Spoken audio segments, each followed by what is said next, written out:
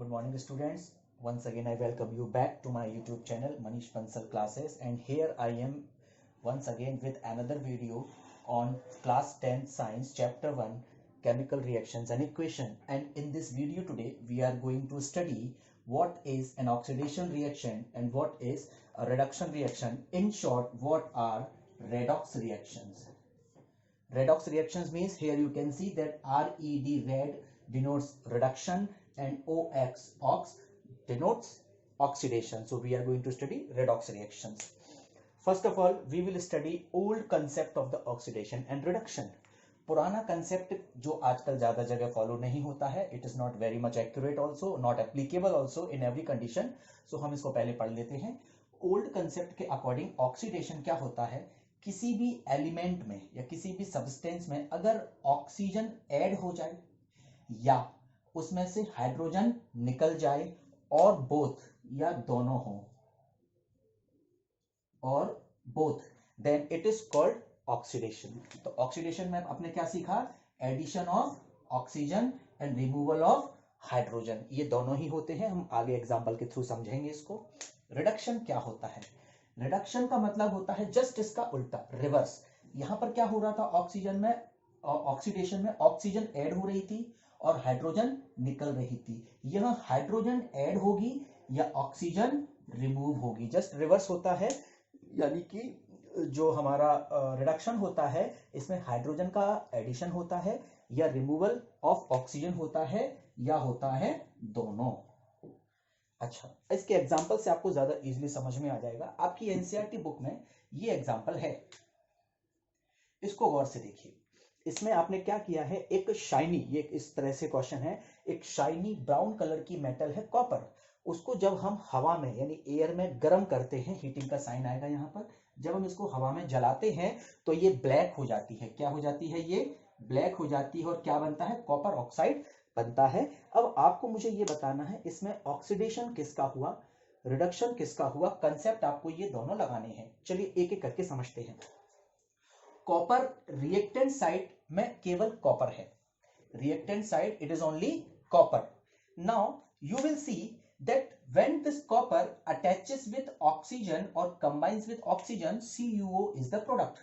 So here in the reactant side, Cu is not alone. Cu अकेली नहीं है, इसके साथ कौन अटैच हो गया है? ऑक्सीजन जुड़ गया है. तो क्या ऑक्सीजन जुड़ गया है तो क्या ये वाली शर्त पूरी हुई है? एडिशन ऑफ ऑक्सीजन हुआ है. आंसर है यस. तो ऑक्सीजन का ऐड होना क्या कहलाता है? ऑक्सीडेशन. तो ऑक्सीडेशन किसका हुआ है? कॉपर का हुआ है. रिएक्टेंट साइड में जो है उसका ऑक्सीडेशन हुआ है और ये बना है. अब इसमें हम ये नहीं बता पाएंगे कि किसका रिडक्शन हुआ है, क्योंकि रिडक्शन होने के लिए क्या होता है? एडिशन ऑफ हाइड्रोजन हो, कहीं नहीं है. रिमूवल ऑफ ऑक्सीजन हो. रिमूवल ऑफ ऑक्सीजन मतलब ऑक्सीजन का किसी चीज से हटना. यहां ऑक्सीजन किसी चीज से जुड़ी ही नहीं है तो हटने के तो सवाल ही पैदा नहीं होता. इसका मतलब है यहाँ पर रिडक्शन किसका हुआ हम नहीं बता सकते. यानी कि ये जो टेक्निक है, ये जो ओल्ड कंसेप्ट है, हर कंडीशन में एप्लीकेबल नहीं है. अब हम इस एग्जांपल को ध्यान से देखते हैं. यहां पर हम दोनों चीजें बता सकते हैं. ZnO प्लस यानी कि जिंक ऑक्साइड प्लस कार्बन, ये आपको मिलेगी चैप्टर नंबर 3 में. ZnO प्लस कार्बन और इससे बना है आपका जिंक यानी Zn प्लस कार्बन मोनोऑक्साइड. कैसे बना? देखिए, ZnO का ऑक्सीजन यहां से निकला, ZnO का ऑक्सीजन जिंक को छोड़ के गया और कार्बन से जुड़ गया. तो जो रिएक्टेंट साइड में ZnO था वो प्रोडक्ट साइड में केवल क्या रह गया? जिंक रह गया. और जो रिएक्टेंट साइड में कार्बन था वो प्रोडक्ट साइड में जाते जाते क्या बन गया? कार्बन मोनोऑक्साइड बन गया. इसका मतलब है कि यहां से ऑक्सीजन निकली और कार्बन में अटैच हो गई. अब हमारी दोनों शर्तें पूरी हो रही हैं, दोनों कंडीशन लग सकती हैं. सबसे पहले तो देखते हैं रिमूवल ऑफ ऑक्सीजन हुआ है. तो रिमूवल ऑफ ऑक्सीजन, ये वाली condition, removal of oxygen condition किस पर लगी है? ZnO पर लगी है. आप देख सकते हैं. तो ZnO का क्या हुआ है? रिडक्शन. तो रिडक्शन ऑफ ZnO. अच्छा, कार्बन में ऑक्सीजन ऐड हो गई है. कार्बन में क्या हो गई है? ऑक्सीजन. देखिए आप यहां पर कार्बन से कार्बन मोनोऑक्साइड बनी, मतलब कार्बन में क्या हो गई है?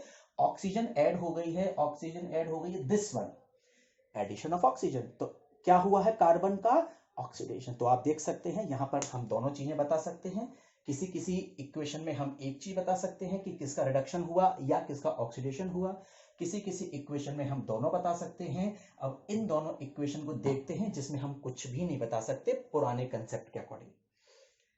Fe बहुत ही फेमस और इंपॉर्टेंट इक्वेशन है ये, कई बार आप पढ़ते हैं, इसको आगे भी पढ़ेंगे। आयरन ब्लू कलर का कॉपर सल्फेट, इसमें क्या होता है, आयरन जो होता है कॉपर को डिस्प्लेस करता है और FeSO4 लाइट ग्रीन कलर का फेरस सल्फेट का सॉल्यूशन बनता है, कॉपर सेपरेट हो जाती है। आप इसको डिस्प्लेसमेंट रिएक्शन के नाम से पढ़ते हैं। अब आप मुझे बताइए किसका ऑक्सीडेशन हुआ किसका रिडक्शन हुआ इस कंसेप्ट को लगा के। क्या कहीं पर ऑक्सीजन निकली?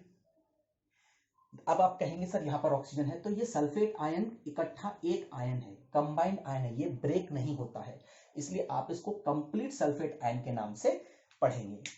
आयरन का जोड़ा सल्फेट से बना और कॉपर का जोड़ा टूट गया, कॉपर सेपरेट हो गया। क्या यहां पर कहीं ऑक्सीजन रिमूव हुई? क्या हाइड्रोजन रिमूव हुई? ऐसा कुछ नहीं हुआ। मतलब हम इसमें कुछ भी नहीं बता सकते कि किसका ऑक्सीडेशन हुआ और किसका रिडक्शन हुआ। In the same case you can see here sodium combines with chlorine and product is NaCl। क्या यहाँ पर बता सकते हैं कुछ आप? आंसर है नहीं। हम यहाँ पर ओल्ड कंसेप्ट को लगाकर कुछ भी नहीं बता सकते हैं। फिर सवाल उठता है कि ऐसे कंडीशन में हमें क्या करना होगा, तो ऐसी कंडीशन में हमें लगाना होगा मॉडर्न कंसेप्ट। चलिए मैं आपको सिखाता हूं मॉडर्न कंसेप्ट, ये आपको समझ में आ गया होगा। ऐसे और एग्जांपल हम बाद में करेंगे। अच्छा एक चीज बता दूं, मॉडर्न कंसेप्ट सभी इक्वेशंस पे लग सकता है, सभी पे, लेकिन ओल्ड कंसेप्ट कुछ ही इक्वेशन पे लगेगा जिनमें हाइड्रोजन और ऑक्सीजन इन्वॉल्व होती हैं, लेकिन मॉडर्न कंसेप्ट सभी कंडीशंस में एप्लीकेबल होता है और करेक्ट आंसर हमको मिलता है। मॉडर्न कंसेप्ट ये क्या कहता है? ऑक्सीडेशन।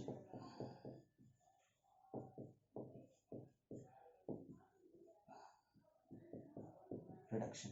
आपने एक वर्ड मेरे पिछले वीडियो में मैंने आपको ऑक्सीडेशन नंबर निकालना सिखाया था, यहां पर इसका पूरा पूरा उसी का काम है।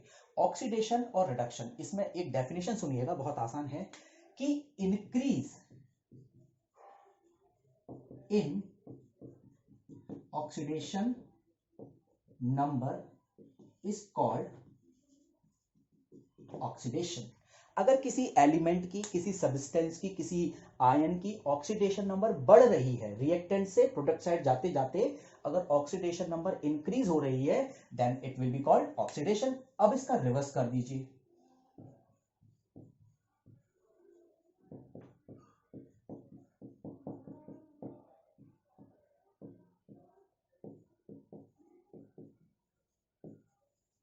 Is called reduction. अगर ऑक्सीडेशन नंबर में कमी हो रही है, डिक्रीज हो रही है, तो वो रिडक्शन कहलाता है। चलिए हम एग्जांपल्स के थ्रू समझते हैं, आपको ये बहुत अच्छे से समझ में आ जाएंगे।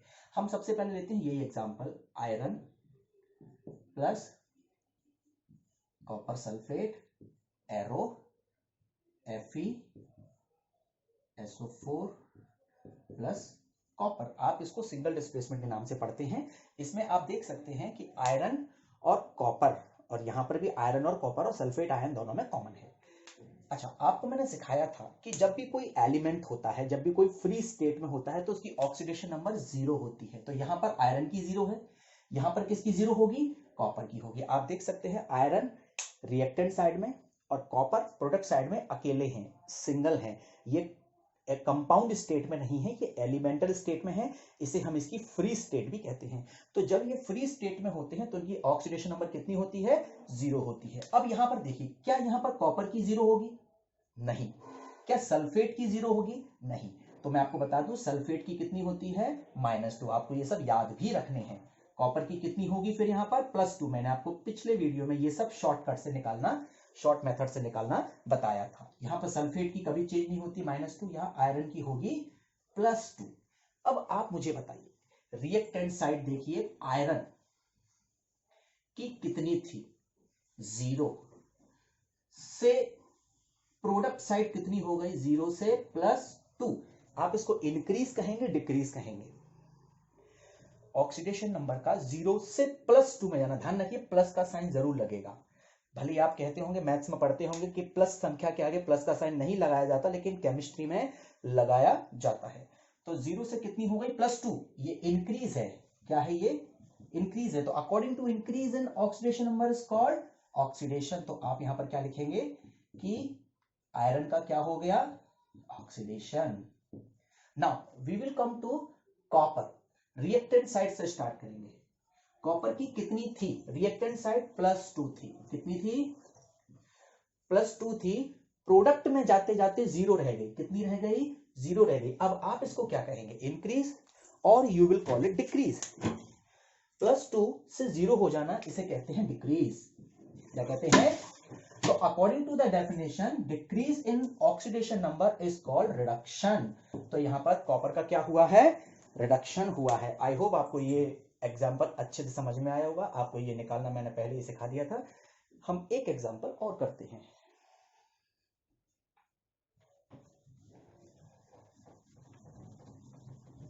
ये मेथड ऐसी है जो हर कंडीशन में एप्लीकेबल होती है without any fail. ZnO plus carbon arrow Zn plus CO, ये वो एग्जाम्पल है जो हाइड्रोजन कार्बन मेथड से भी सॉल्व हो जाता है और इससे तो हो ही जाएगा। देखिए जिंक की कितनी होगी +2, हमें नहीं पता, हमें ऑक्सीजन की पता है -2 होती है। तो जिंक की कितनी हो जाएगी +2।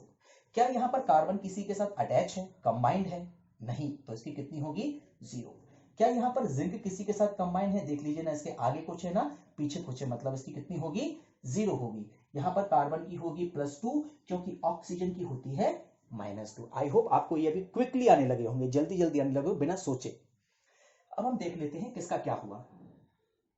Zn का देखिए रिएक्टेंट साइड था आपका +2 और ये कितना हो गया इसका +2 से 0, यानी कि ये हो गया रिडक्शन। देखिए डिक्रीज हो गया ना। कार्बन का क्या हुआ है 0 से +2, ये क्या हो गया इसका ऑक्सीडेशन, क्या हो गया ये इसका ऑक्सीडेशन हो गया है। चलिए एक एग्जांपल और करते हैं। अच्छा एक चीज और बता दूं मैं आपको जो थोड़ी सी कंफ्यूजिंग हो सकती है आपके लिए, लेकिन बताना बहुत जरूरी है। याद रखने की ट्रिक है छोटी सी। आप में से कई बच्चे कंफ्यूज होते होंगे कि ऑक्सीडाइजिंग एजेंट क्या होता है, रिड्यूसिंग एजेंट क्या होता है। तो सुनिएगा, किसी भी केमिकल रिएक्शन में जिस सब्सटेंस का यहां पर हम ZnO लिख दें तो बेटर होगा क्योंकि रिएक्टेंट साइड ZnO है। किसी भी केमिकल रिएक्शन में जिस सब्सटेंस का रिडक्शन होता है, क्या होता है जिसका रिडक्शन होता है, वो किसका वर्क करता है जस्ट अपोजिट ऑक्सीडाइजिंग एजेंट का। किसका वर्क करता है वो ऑक्सीडाइजिंग एजेंट का काम करता है। और जिस उसी रिएक्शन में जिसका होता है ऑक्सीडेशन, यहां पर किसका हो रहा है ऑक्सीडेशन कार्बन का, तो जिसका होता है ऑक्सीडेशन वो काम किसका करता है रिड्यूसिंग एजेंट का। तो आपको 4 क्वेश्चन पूछे जाते हैं क्वेश्चन पेपर में कि एक इक्वेशन आपको दे दी जाएगी और पूछा जाएगा बताइए किसका हो रहा है ऑक्सीडेशन, किसका हो रहा है रिडक्शन और कौन काम कर रहा है ऑक्सीडाइजिंग एजेंट के रूप में और कौन काम कर रहा है रिड्यूसिंग एजेंट के रूप में। तो ध्यान रखिएगा जस्ट उल्टा रिलेशन होता है। जिसका होता है रिडक्शन वो काम करता है ऑक्सीडाइजिंग एजेंट का और जिसका होता है ऑक्सीडेशन वो काम करता है रिड्यूसिंग एजेंट का। चलिए एक एग्जांपल और करते हैं।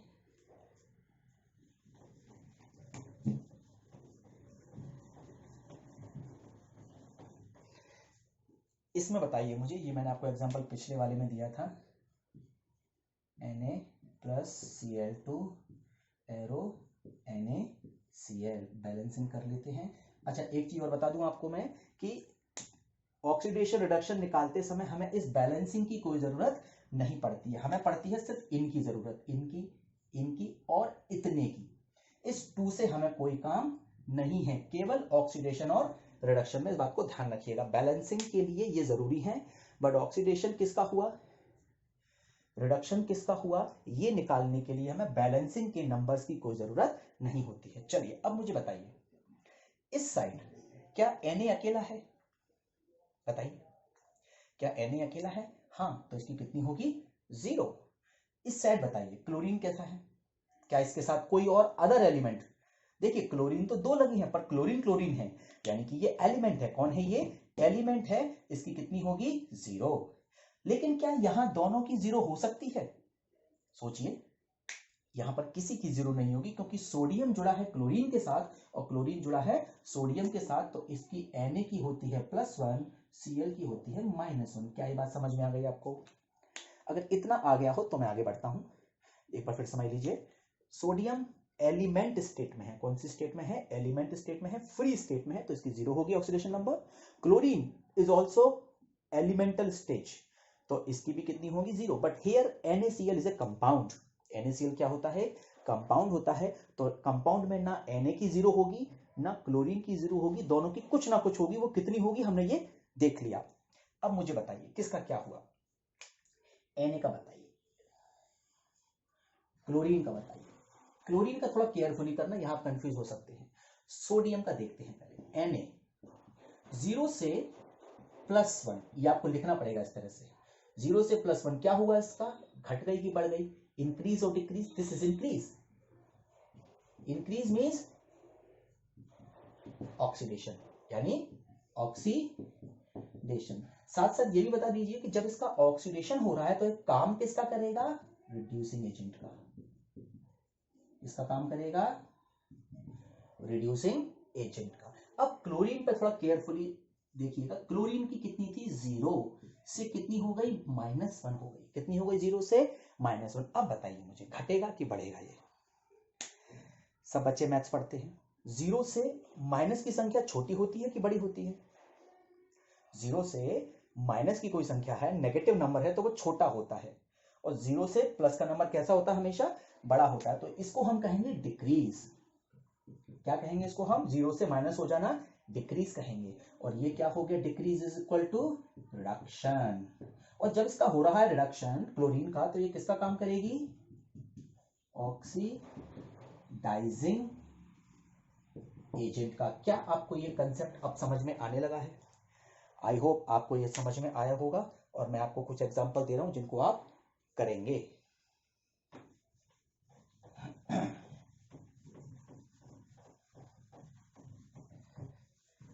देखिए, इसका करके बताइएगा। Zn plus H2SO4 arrow, Zn H को डिस्प्लेस करेगा, product will be ZnSO4 plus H2। इसमें आपको Zn का निकालना है और H का निकालना है कि किसका क्या हुआ। Okay, first example. Second example लीजिएगा आप। Na plus HCl arrow NaCl plus H2, balance कर देते हैं इसको, 2HCl 2 2। तीसरा, ये थोड़ा सा केयरफुली करिएगा।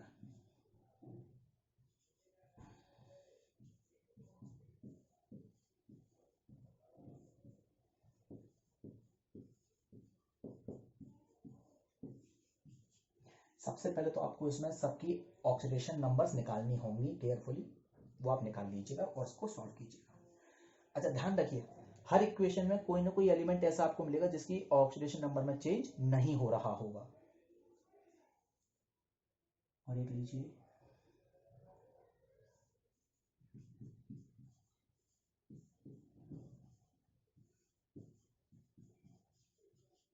बैलेंस कर देते हैं इसको, ये बैलेंस हो गई।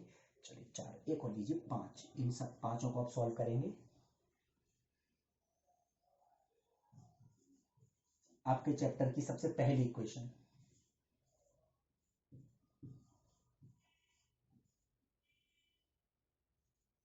ये हो गई। ये 5 आप सॉल्व करेंगे। अगर आपने पांचों अच्छे से सॉल्व कर ली तो मैं मानूंगा कि आपको ये पूरा कंसेप्ट अच्छे से समझ में आ गया है। आपको इसमें करना क्या है? आपको इसमें ये बताना है कि किसका रिडक्शन हुआ, किसका ऑक्सीडेशन हुआ, और कौन काम कर रहा है ऑक्सीडाइजिंग एजेंट का, और कौन काम कर रहा है रिड्यूसिंग एजेंट का। ये 4 चीजें आपको अच्छे से समझनी है। अगर आपको ये अच्छे समझ में आए तो बताइएगा मुझे, नहीं तो मैं एक वीडियो और बनाकर आपके डाउट क्लियर कर दूंगा। आई होप आपको ये वीडियो पसंद आया होगा। पसंद आए तो मनीष बंसल क्लासेस को सब्सक्राइब कीजिएगा, अपने फ्रेंड्स में इसको शेयर कीजिएगा। Thank you. जय हिंद।